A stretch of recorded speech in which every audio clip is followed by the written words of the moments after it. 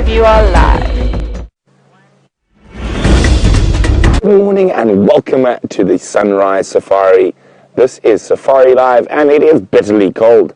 And we're not the only ones who think so. There's a little side-striped jackal curled into the tightest little ball to try keep warm. It's about 11 degrees Celsius, 51 Fahrenheit, and for us low-felt dwellers, it's pretty chilly.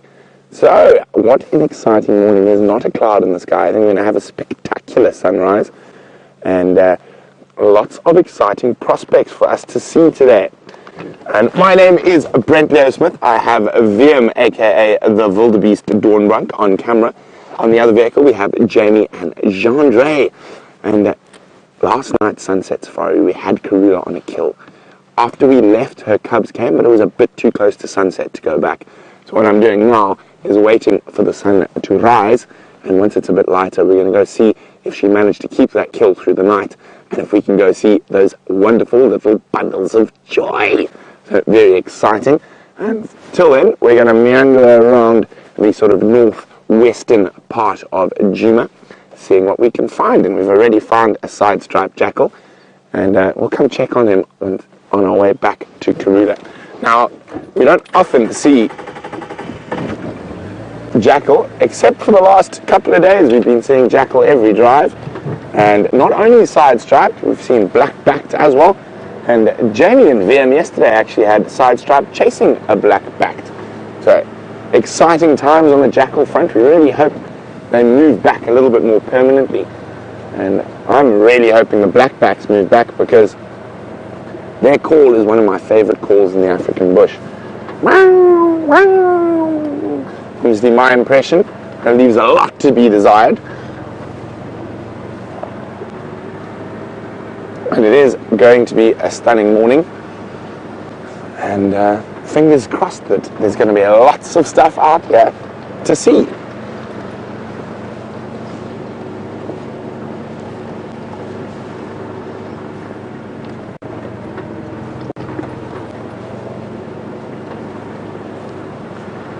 Now, this week has been filled with the little critters we don't see too much, like the jackal.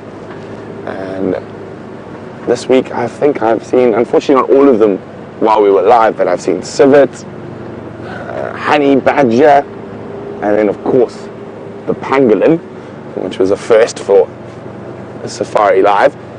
So now the challenge is on to find those few remaining critters that have never been seen. And I think top of the list for most of the presenters is the elusive aardvark. Now, aardvark basically translated means earth pig, and that's what they are. They're sort of pig-like. They're actually quite big animals. A male aardvark can weigh over 60 kilograms, and they eat termites and ants, but they are mostly nocturnal, generally only up and about from about, in this area, from about 10-ish in the evening till about 3-4 in the morning. Now, them only aardvark he's seen here at Safari Live was in a tree, wasn't it, Vim? Below a tree. Below a tree, yes. So there was a spate during last year's winter months when Tingana, our dominant male leopard, decided he only ate aardvark, and he ate quite a few in a very short time. And the only aardvark we happened to ever see were being eaten by a leopard. So let's hopefully try find a live one. So while we continue to check this northwestern corner, let's jump back on board with Jamie so she can bid you a good morning. Good morning and welcome to our portion of the Sunrise Safari. And it's cold enough now that we can actually breathe mist whenever we breathe out. And of course, with that update about the lions, we find, Jean-Dre and myself find ourselves heading straight towards essentially the coldest place we possibly can on this reserve, which is into the Mulwati drainage line. So thank you to all of you who sent through those updates about the lions walking around the Djuma Dam pan last night. I'm not sure whether they were lions or lionesses. Now, you can imagine if you're a guest at the lodge, you don't want a vehicle with bright blazing lights driving right outside your room first thing in the morning while you're trying to have your coffee before heading out. So that means that we can't go and investigate the dam right now before the other guests head out on their safaris. So we're just doing a loop around the area to see if we can't follow up on them.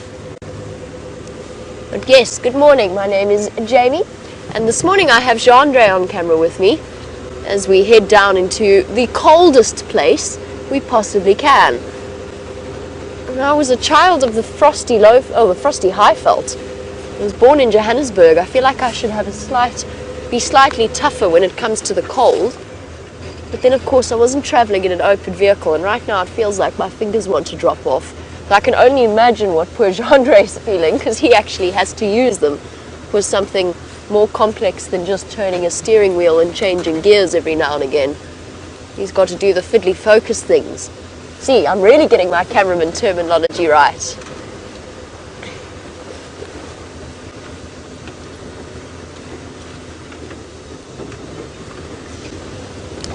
What we're doing at the moment is heading along Twin Dams Road, a road that runs north-south straight through the center of Djuma and parallel to its main river system, which is the Mulwati drainage line. I can tell you that the lions, from what I can see from the tracks on the road, they haven't come in this direction. And I suspect that if they were moving around last night, they are going to be very fond of using the roads of this area. And the reason I say that is because it is exceptionally dewy this morning. Lions, like all cats, lions are happy enough to swim and get wet if they're chasing something around a dam or crossing a river. But they'd really rather prefer not to walk through long, damp grass. I think that they're going to be wanting to use the roads as much as possible. Apparently, I just got an update through that it was 3 lionesses and 1 male. Could it be the Nkuhumas and Junior? I would say that is relatively certain. But where have they gone? I know that you are all as keen as I am to see Junior for one last time before it really is time for him to move off. He is endangering his own life as well as the rest of the lives of the rest of the pride. He's made a very, I suppose we can't call him foolish, but he has made a very unfortunate decision to reassociate himself with the Nkuhuma pride. It is the fastest way to draw attention to himself, especially now that he is a year older and wiser than when the Birmingham boys first came through. When the Birmingham boys are now the dominant male lion coalition in this area. When the Birmingham boys first came through and disrupted the lives of the various lion prides, including the Nkuhumas, Junior was still relatively young. Junior is a young male lion from the Nkuhuma pride. He was still young enough that he seemed to be tolerated by them. There was even one sighting where he lay down about 100 meters away from the Birmingham males and just behaved submissively. He could get away with that a year ago. He is now a fully fledged adult. He's been moving about on his own, right into Kruger, down to Mala Mala. And I don't think he's going to be met with the same level of tolerance that he was last year. We've got to keep our fingers crossed that he realizes this and actually moves off. Oh my goodness, sorry, Jean-Andre. Oh, this is the coldest patch. You know how when we stop the car and we look out over the misty morning and there's always that nice big patch of mist? That's the Mulwati drainage line, and that's where we are right now. I've got my hot water bottle and keep swapping hands so I can keep my fingers warm.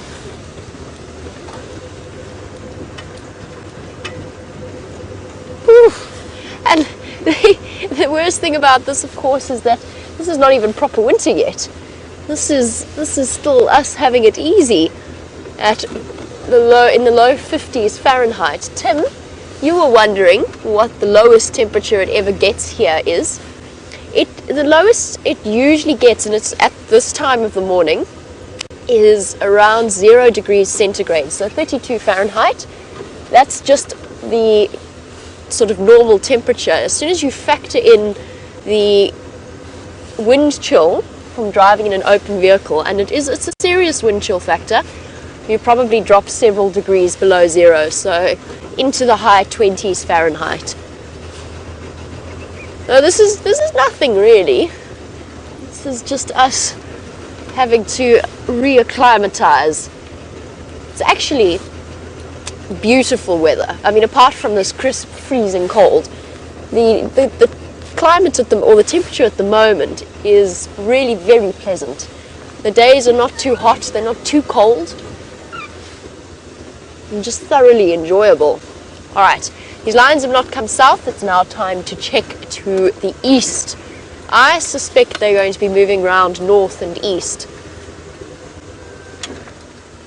That is what I would be doing if I were them, trying to stay away from the Birmingham boys, although we don't know where all of the Birmingham boys are. Oh, okay. Now we really have hit the coldest patch.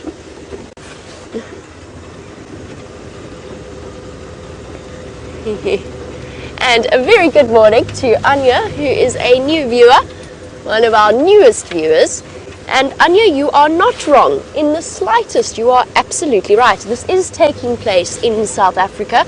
We are coming to you live. So what that means is that what you're seeing is happening right here in the middle of a place called Djuma, Arathusa and Cheetah Plains Game Reserves, which are all part of the Sabi Sands Game Reserve, which has a reputation for some of the most extraordinary animal viewing in the world, and all of that is part of the Greater Kruger National Park area. So you're looking at 4 million hectares of wild area that the animals can wander about in unfenced. One of the largest, it's a bit light now for the spotlight, one of the largest conservation areas in Africa, and one of the best protected. That is where we are, right up in that northeastern corner of South Africa. And we come to you live twice a day, every day. So I'm very chuffed to hear that you have stumbled across our live stream.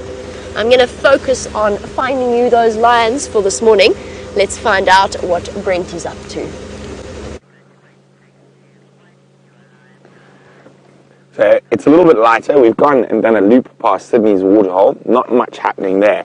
But there's our little jackal friend, and it almost looks like it's a log out there on the sort of middle right of screen, and fast asleep, curled in a lovely little tight ball, trying to keep warm.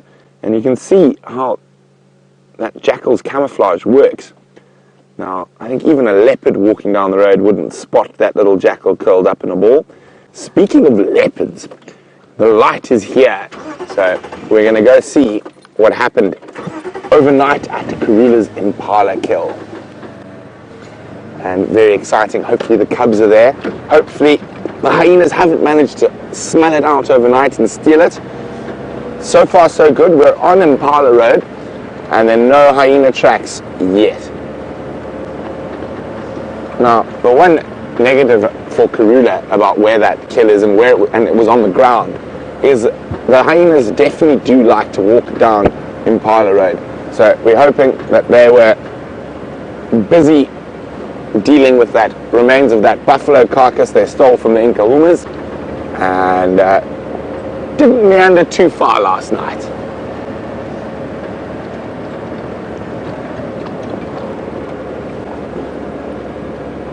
So we are bundled up against the cold, and I even have hot water bottles this morning, and I found an extra one, so the cameraman that gets to drive with me gets an extra perk. So when I'm making hot water bottles for Jamie and myself, I make a third, and it does just make this early morning that much more pleasant. Now, Jamie said she's ordered electric ones from Kirsten, because Kirsten's coming back from leave soon, and I've never heard of an electric hot water bottle, but I'm quite excited to try it. I don't know if I'm going to let go of my traditional one though that sits on my lap. Maybe I can have two.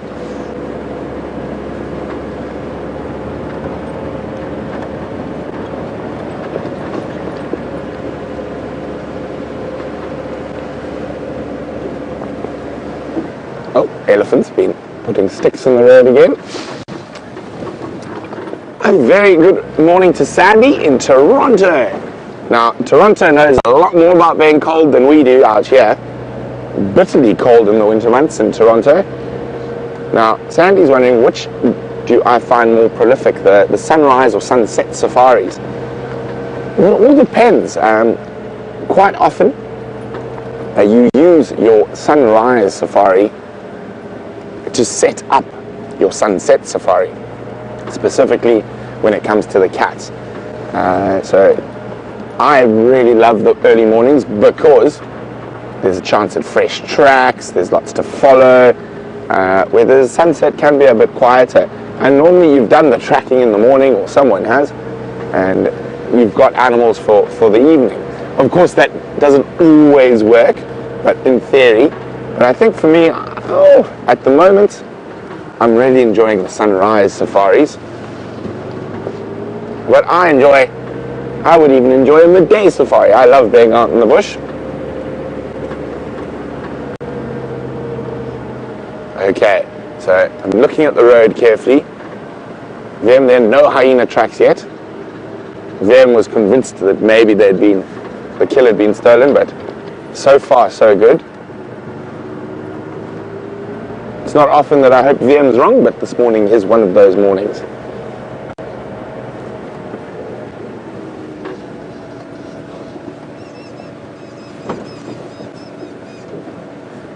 So the kill's just through here, or was just through there, is hopefully.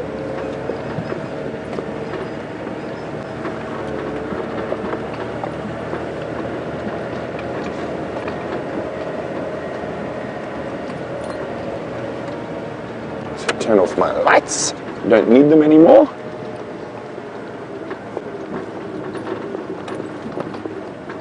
So I've engaged the vehicle into low range, so that means it's in four-wheel drive, so the revs are very low.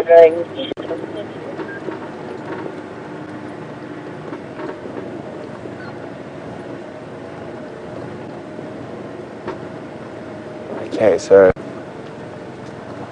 the kill was underneath that weeping wattle over there. Just check carefully around.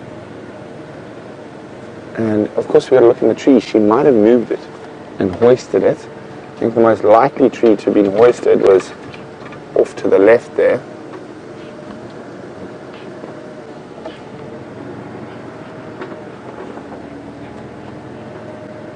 Now, I don't see anything just yet.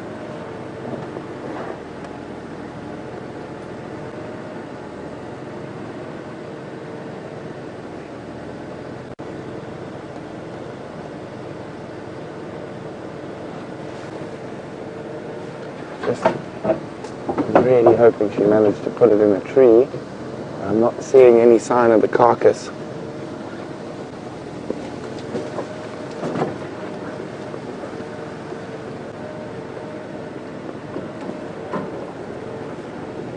Didn't see any drag marks coming out.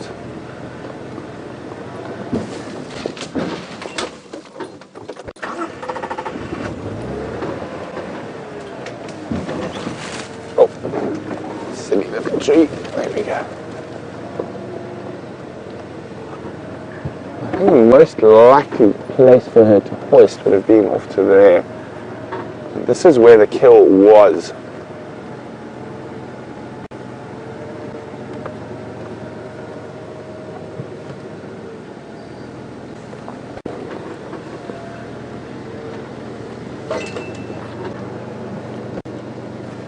So the kill was just in there. You can see there's a few fluffs of hair and some blood on the ground. So what we're going to do is we're going to go back to Jamie while I have a better look around this area. to see if we can find Queen Karula. Hopefully she has managed to pop it in a tree. Fingers crossed that kill is still around and hasn't been nicked by the hyenas. And speaking of hyenas, Jean-Andre spotted something bizarre, kind of a bit like making up what you see in the shape of the clouds. We've got what looks like a silhouette of a hyena in a marula tree. It's obviously not. Just have a look there on the left-hand fork. It looks like a hyena standing in the middle of the tree. Although, Jean-Andre, now that we've said that, it actually really doesn't. It did earlier. The light's just gone not quite right. Now it really does just look like a branch and like we've lost our minds, which we quite possibly have. Found the tracks of the lions straight east, which is kind of what I was hoping they wouldn't be going, or in the direction that they wouldn't be going. That's why I was sort of checking south first in the hope that they were going that way. That's the direction of Torchwood, which is the property of our eastern boundary, to the east of our boundary, and that is where the Nkuhuma female is denning her cubs. Now so far I've only seen tracks of females. I'm really hoping that is the case. I can't show you them just yet. The light's not quite right. It'll be very tricky to show you them, and I want to just keep moving in case they're somewhere close before it gets to the point that they cross our boundary. If you are a newer viewer, or indeed a viewer that's been watching for years, please don't forget to send through your questions on #SafariLive on Twitter, or you can email through to questions@WildEarth.tv and let us know. It doesn't necessarily just have to be questions. You can send us through your comments or your thoughts and opinions on what it is you are seeing. I'm just trying to age these tracks. They look beautifully fresh. Must have been from sometime. I'm not sure what time the lions were on the damn camera, but these tracks look crispy fresh to me. I'll try and show you.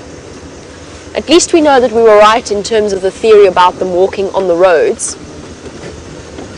Always using Central as a highway. Still the light's not quite right for me to show you. Let's try a little bit further down.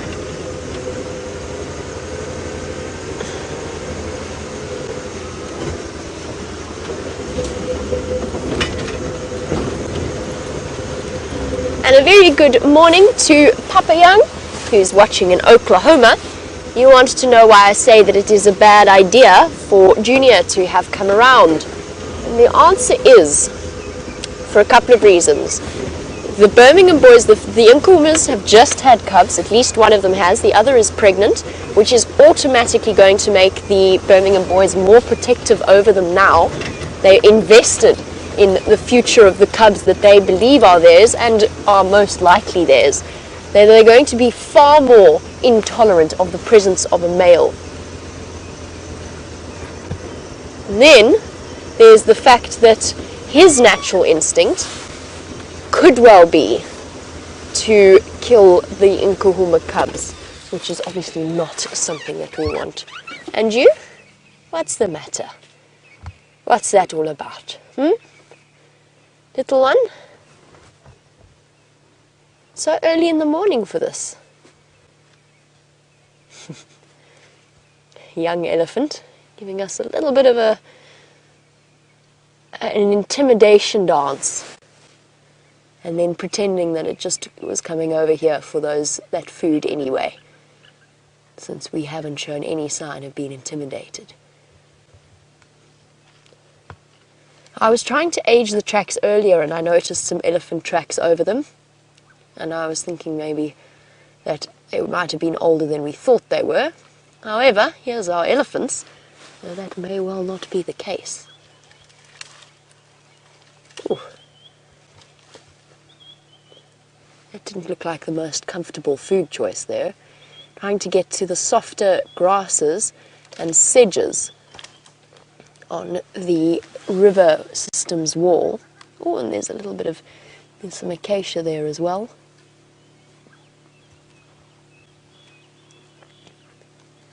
Young elephants, even of this age, never quite have the coordination of the adults.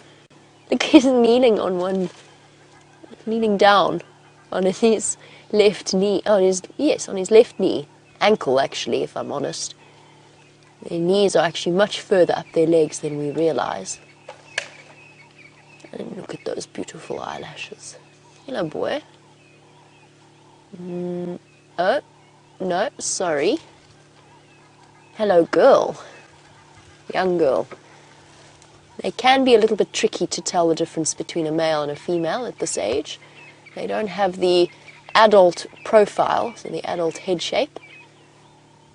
And since elephants' testicles are internal, can be surprisingly tricky, more so than you might expect. But this is a young cow. I would, if I had to guess at an age for her, probably somewhere in the region of 7, 8, roughly. And in the middle of all of this, the lion tracks that I want to try and show you. Now that she's moved off and up onto the wall a little bit, means that we can go forward and get a little bit of a better view. The rest of the herd I can hear feeding off to the left of me, but we should have a view of them as we come through this drainage line.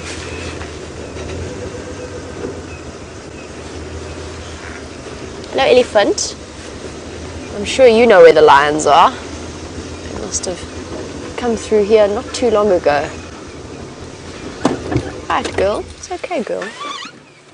It's all right. It's okay, big girl.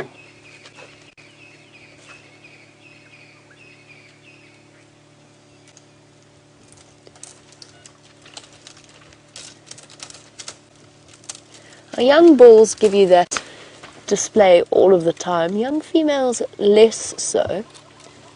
So she is just telling us that she doesn't want us to come any closer. I'm not sure whether that looks like the most appetizing breakfast to me. You can see all of those thorns there. What are you calling at? Where are my binoculars? So she's feeding on a sickle bush, which has these incredibly modified branches to actually form sharp spines that are an attempt by the tree to discourage such feeding activities, but do nothing to put off an elephant. Oh, excuse me. It's the morning dust. The go-away birds are calling in a very lackluster manner, whee, which is quite often a response to predators, but I think at this time in the morning, it's just their morning dawn chorus. All of the birds are starting to wake up at the moment, and they're calling right around us. Oh, girl. Now, it's important to remember that an elephant, despite looking like a big clumsy thing, is absolutely not. And she is more than capable of navigating any place that a human being could go on 2 legs. In other words, without having to climb, an elephant can go anywhere that you can walk. It's a wonderful thing about elephants. So this drainage line wall, there you go, a display of acrobatic prowess. She's got one leg at the bottom of that steep incline and then is kneeling on the knuckle of her other leg to reach forward and get that sickle bush. Be interesting to see what she's going to do from here. Oh, we're now doing an almost headstand. It's quite an interesting approach. Fair enough. Fair enough. Just have a look at how nimble an elephant can be. She's now on her back knees with both front feet down in the dip. Wonderful. Dina was wondering whether or not this lovely young lady is a Kruger Ellie. Could be a Kruger Ellie, which might be why she's not as comfortable with us in the vehicle. Dina, absolutely that is a possibility. We're seeing more and more elephants coming in from the western side of Kruger through Torchwood and Cheetah Plains and Nkoro and across to us. And a lot of them from that section of the Kruger National Park don't encounter cars all that often. It's quite entirely possible. I also think that the smell of lions might have put her slightly on edge. I don't think it's been too long since they've come through here. It might be that why she's stressed, but I think the biggest reason is that she just wants us to know that she feels cut off from the rest of the herd. So she's the only elephant on this side of the drainage line, which is why I've been very careful about not putting us between her and the rest of the herd. She's a young female, and I don't want to frighten her or scare her in any way. And we're just going to sit here quietly because she's very kindly moving into our space, but we're going to respect that choice from her and let her move past in comfort. It's okay, big girl. All right, big girl. It's all right. All right. It's okay. You're okay. And I'm a girl. And I'm a girl. It's okay. It's all right. Here you go. Here you go. It's okay, big girl. It's all right.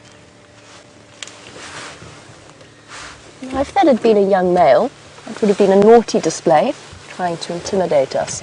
From a young female, that's not why she's doing it. She's doing it because she wants to get to the rest of the herd. She has to go past us in order to do so because the herd moved along behind us after we stopped here. So she was comfortable enough to approach us, but at the same time she wanted us to know, hey, I'm keeping an eye on you, don't do anything. But for her, she's quite small, she's young still, so she's still feeling intimidated.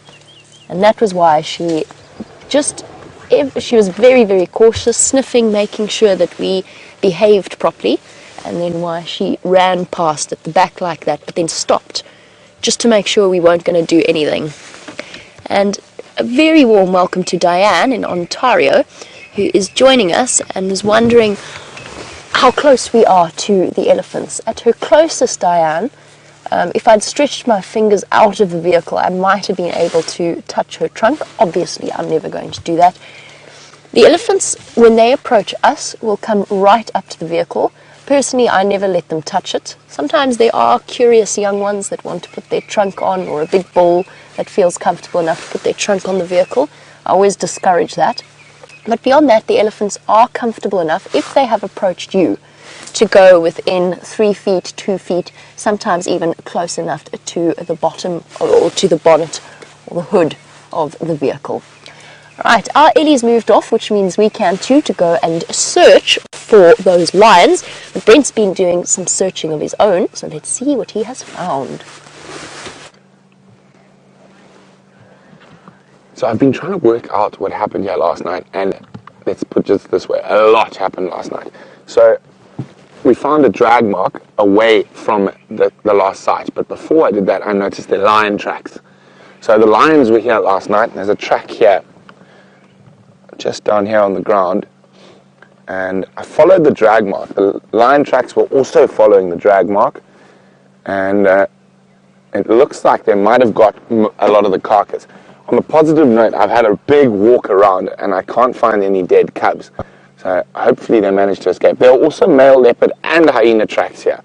So it seems like there was a lot going on. So let's move a little bit to show you what's left of that impala. Now, from the tracks underneath that tree that Graham was showing there, I've got to be careful, there's lots of artfark holes around here. I don't want to fall into one of them.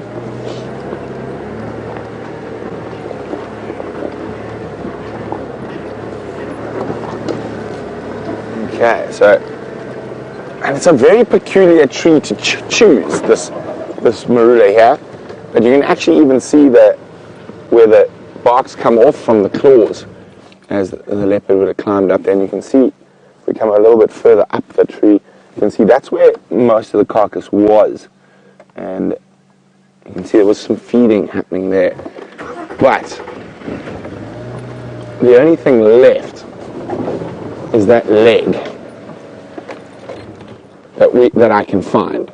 And I've done a proper walk around the area, and very difficult to see which way Karula and the cubs went, because if they were leaving here, they would have been leaving here at high speed. But what looks like happened is the lions managed to jump up and grab some of the carcass. So you can see there's a lot of tracks underneath here. It's quite difficult on the leaf litter, but there's bits of bone. And it looks like, well, either the hyenas or the lions, maybe the carcass was still too high for the lions.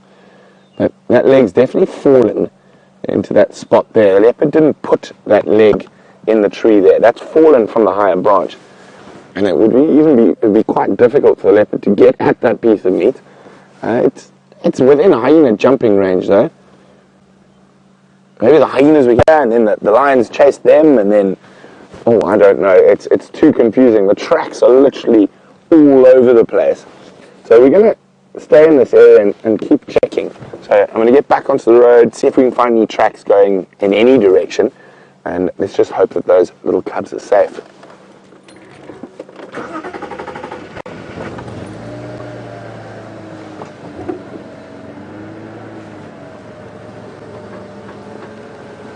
Okay, I'm just going to, while we move out of here, I just want to check. There's some nice little thickets and stuff.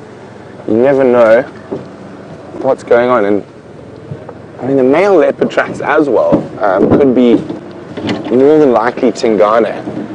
But definite pandemonium happened here last night. But no sign of any cat, lion, leopard, or even a hyena at the moment.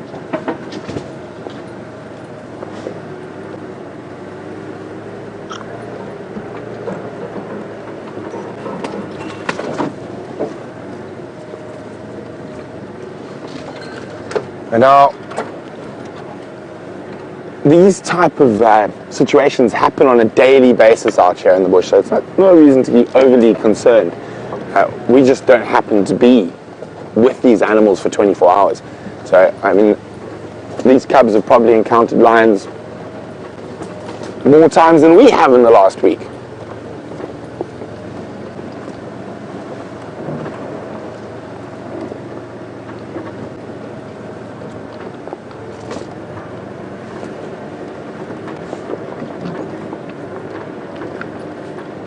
Okay, so we're going to go check around this block.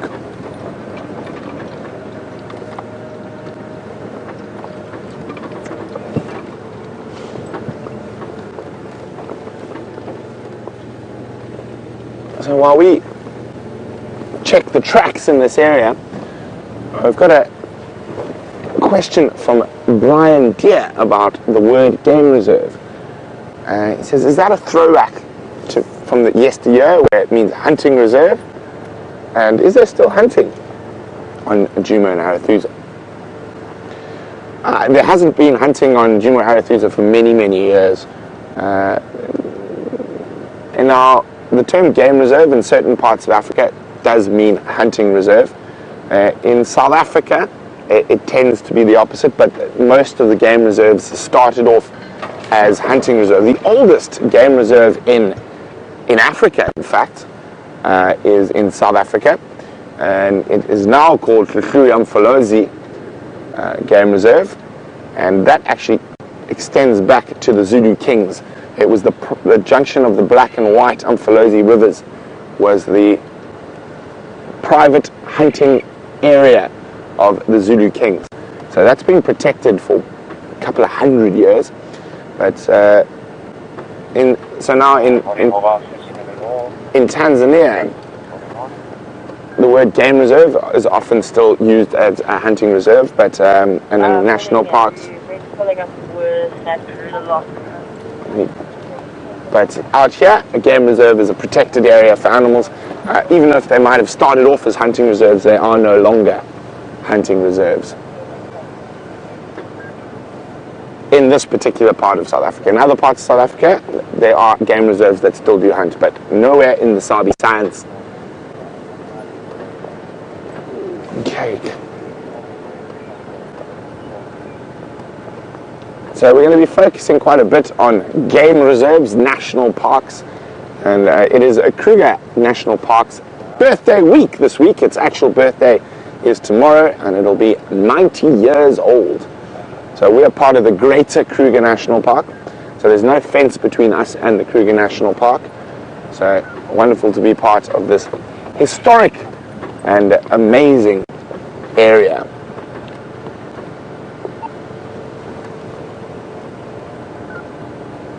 Okay, so no tracks here, but I didn't expect there to be. I'm just sort of double checking. I really expected from where the lion tracks came from that if Kruger and the cubs did move from there, they would have gone sort of south and east or south and west, so somewhere into this block.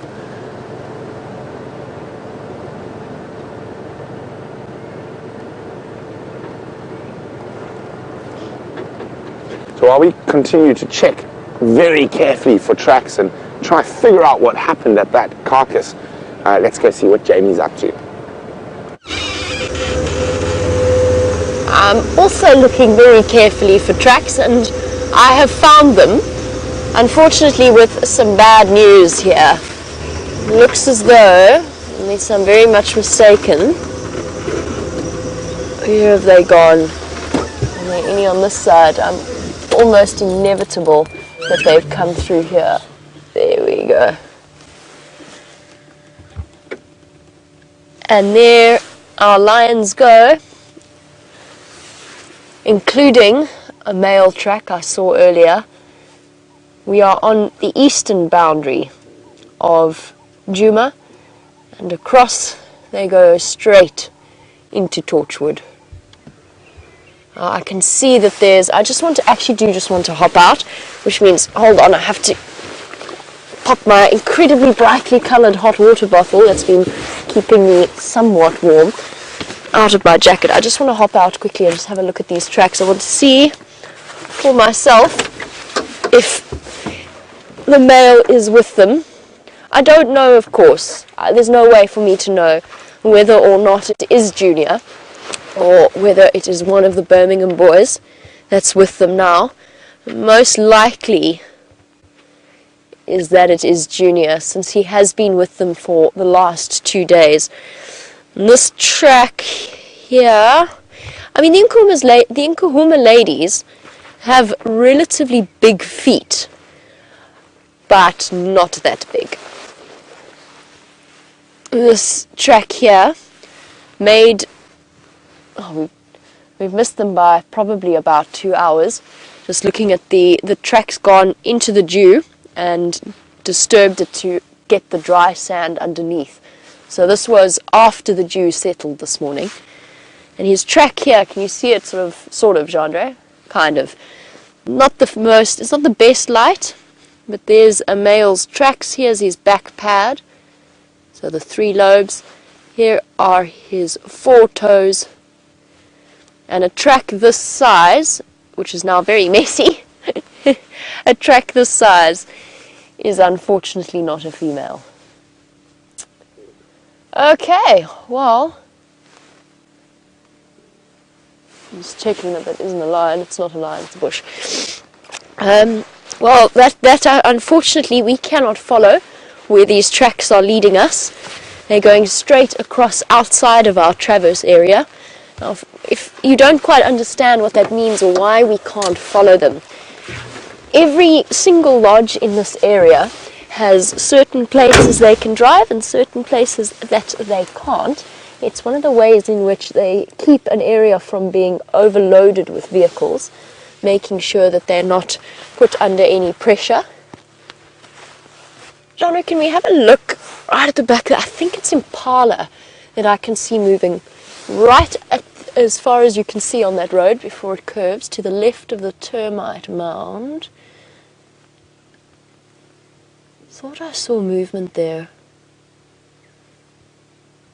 No. Okay. But yes, there are certain areas that we cannot go. I don't know what I saw there. It might just have been a bird moving about. And there are certain places we cannot go, and this is one of them. I haven't quite given up yet though, because the Nkuhumas quite often go onto Torchwood and then do a loop in either direction, whether they go south or whether they go north. And we'll go and we'll check Wiffelshoek Dam just in case that has happened, which is up to the north of us. And we'll just check along the eastern boundary. I doubt it. I think that they're going straight to where that female is on First Rock with her cubs. We've just got to hope at this point that either Junior's still got some familial instincts left, or that it is a Birmingham boy with the Nkuhumas. They are actually... no, they aren't.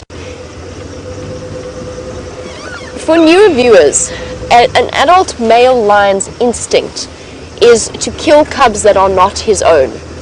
Now, Junior is related to the female that has had the cubs. I don't know whether she's his mother or his aunt, but she will in some way be related to him.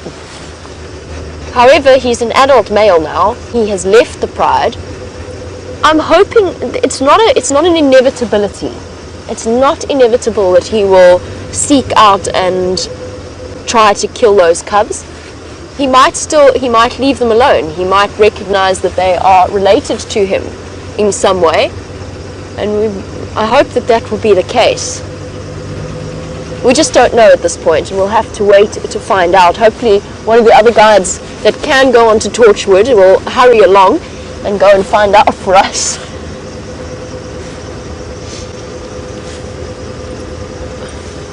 Ooh, let's get up to a crest.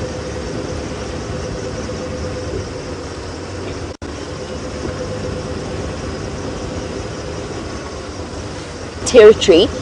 They know it's not an easy life being a male lion. They've got 2, maybe 3 years on average in which to propagate their genetic line. And what that means is that they need to kill the cubs of the previous males in order to bring the female back into estrus and get her mating with them as quickly as possible. I'm distracted by the kudu, and are enjoying their breakfast in this crisp morning light. And while we watch her, I just want to chat to Mike very quickly. Mike, those Nkonzo go straight across Cheetah Cut Line on Central Road. I don't know if they're going towards First Rock where that one Mafazi is. There's also tracks of one Madoda with them.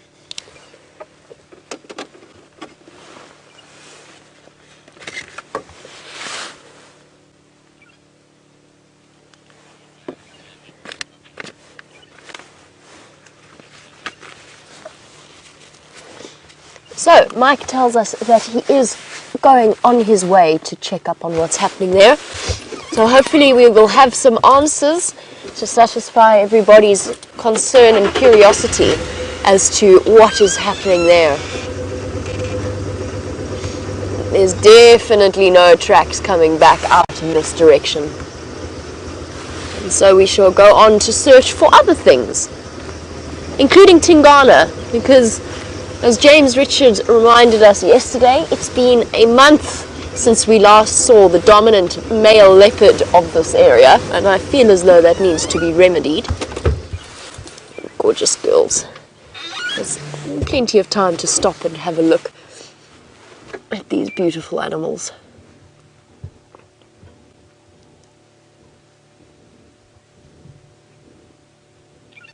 Exceptionally elegant creatures. And then chirping away in the background, the fork-tailed drongos, waiting for the insects to be disturbed, although they're going to start to battle relatively soon as the insect life dies off as we go into our winter dry season.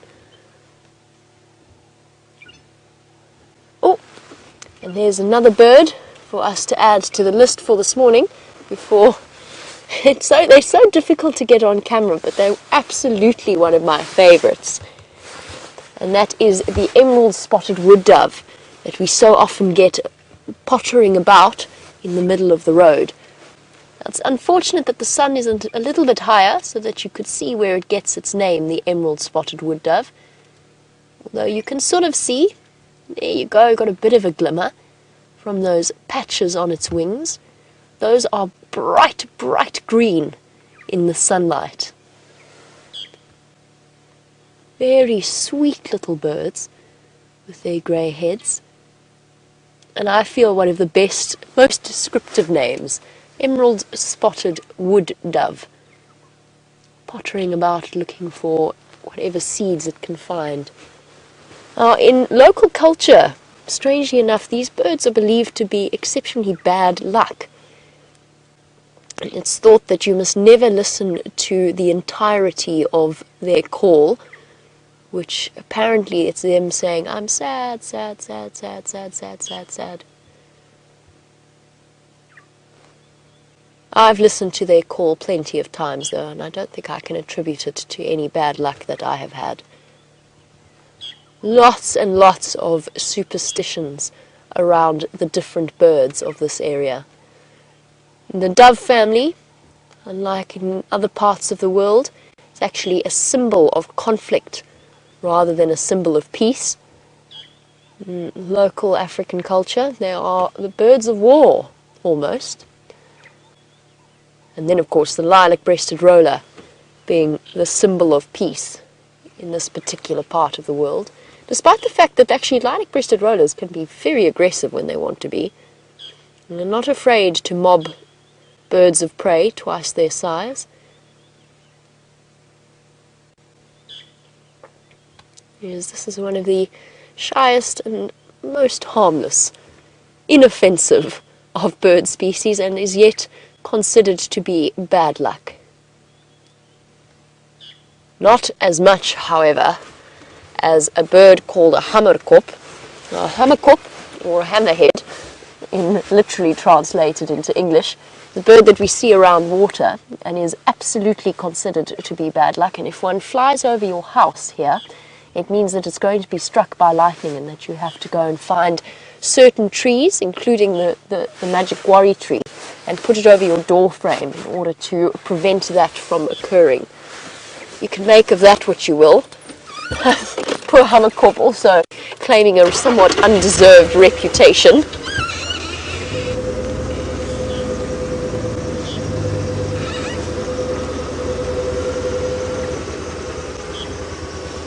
And good morning to you, Edmund.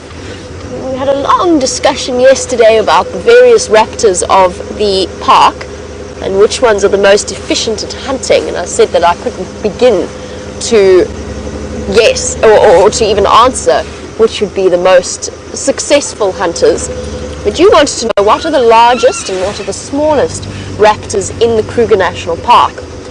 The largest, hands down, as a bird of prey, is the martial eagle. The martial eagle is absolutely enormous, well over 6 feet in terms of wingspan. Very big, very heavy, bulky eagle. There are also exceptionally large vulture species.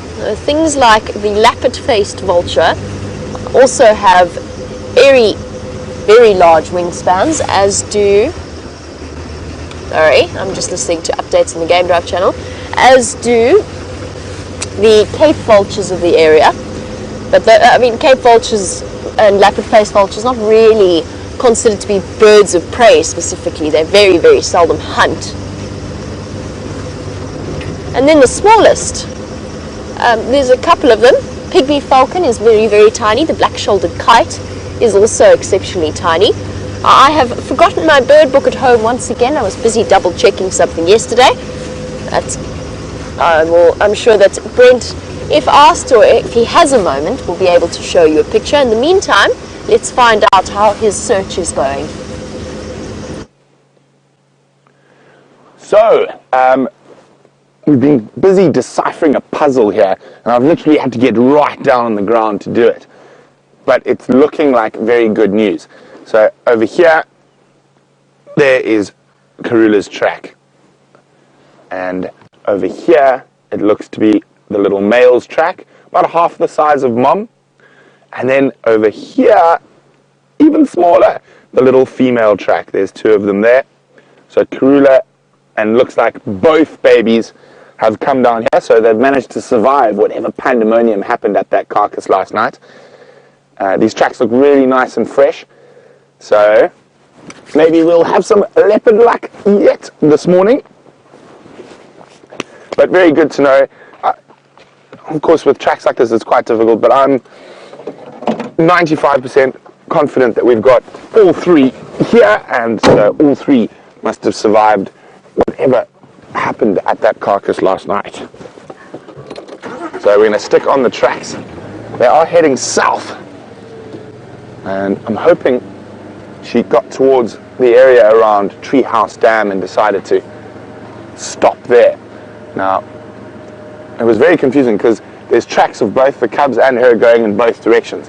And I think the other tracks of her fetching the cubs and taking them to the carcass, whereas these ones definitely fresh. It took me about 5 or 6 minutes looking for a very specific track, and it's the track on top of the other track, so just to get the right direction, because both these sets of tracks look really nice and fresh. So they're all 12 hours or younger old. They're the other tracks coming up this way, but on the one side.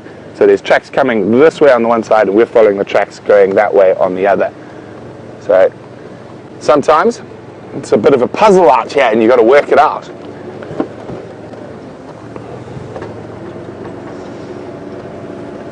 And I just need to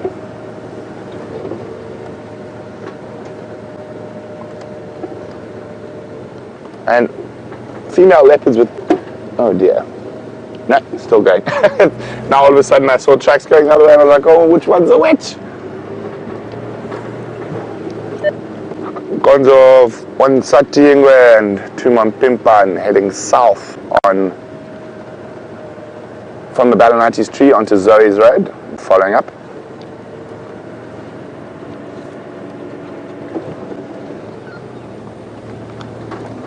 Okay, so if I'm not looking back at you guys, I do apologize, but I am trying to keep my eye on the road. We don't want to lose these tracks.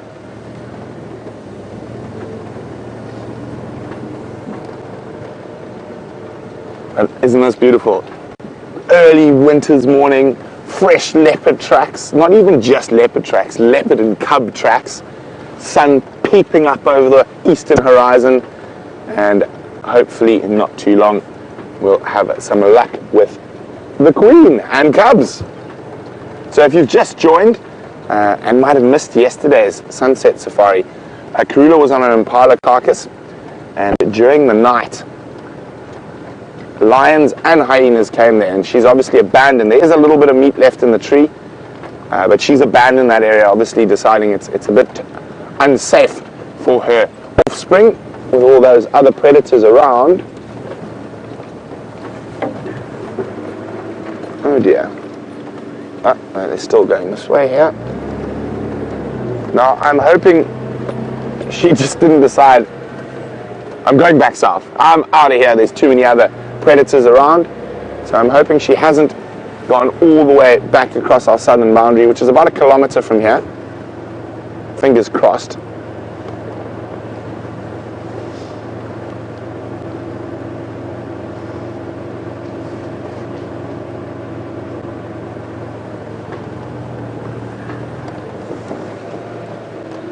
So apologies, there seems to be gremlins in both Jamie and my streams today. So we're just going to go to the dam cam for about 5 or 6 minutes while our tech team tries to sort it out. And I'm going to keep on these leopard tracks, so hopefully when we get back, we'll have a leopard for you.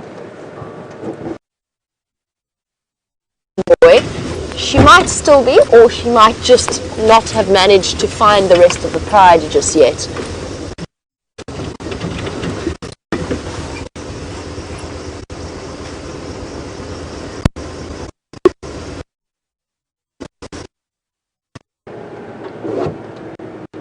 So it seems like Jamie's still got a few gremlins. Hopefully we get them ironed out as soon as possible. And you're going to be with VM and I while we try and track Queen Karula. So far no tracks coming out. There's a strong possibility she could still be in this very big block here. There is a lovely little creek, a dry creek system in the center, which is a place to keep cubs. Lots of mounds, big, great place to keep them safe. We are going to check here. I think if they are going to come out, they're going to come out somewhere in this area around the junction with Shabam Road. So if they haven't, I think there's a very strong possibility she's still that side. And they haven't. So what we're going to do is we're going to keep circling the block. Just make sure maybe she's gone a little bit further to the east. You never know. And we know how the queen likes to change direction. I was hoping with cubs with her she was going to keep a more direct line, but the queen is the queen.